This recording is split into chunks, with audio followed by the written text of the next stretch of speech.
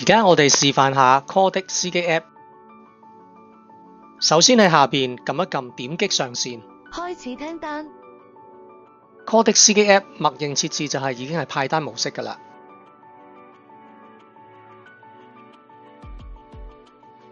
等待一定秒數之後，Call 的司機 App 就會自動接咗張單。接到訂單。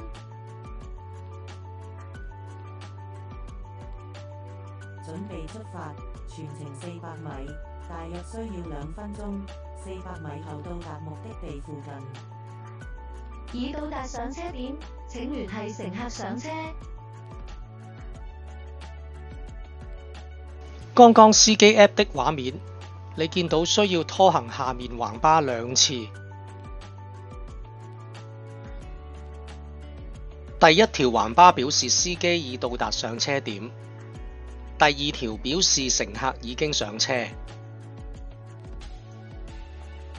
乘客上車後，司機需要問乘客手機號尾4位數字，如果輸入錯誤會有提示，最後輸入正確就會開始行程。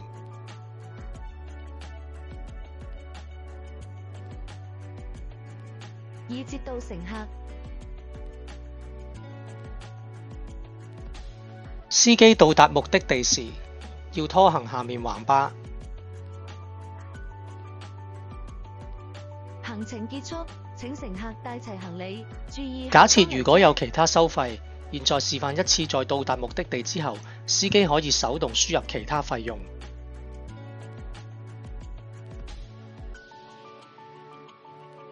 假如輸入了10蚊隧道費及1件行李嘅費用，輸入後司機喺空白嘅地方再點一下，就可以再次看見下面橫巴，確認費用無誤。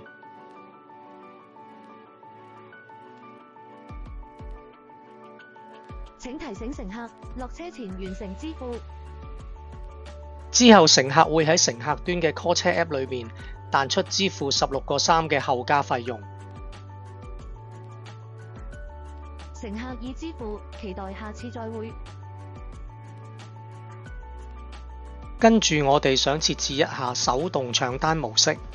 首先在主頁點擊模式，原本呢個位置選咗自動搶單，而家先關閉自動搶單，就會變成手動模式啦。乘客端頁面 call 車方式一樣，直至乘客付款後，首頁會彈出一條搶單信息，之後你需要點擊去搶單大廳，自然就會睇到乘客剛剛要求嘅行程。接到訂單。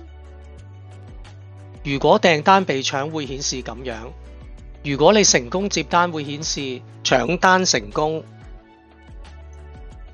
準備出發，全程400米，大約需要2分鐘，400米後到達目的地附近。其他功能嘅教學影片請留意我哋 Facebook、IG、YouTube。Call 的幫緊你揾單。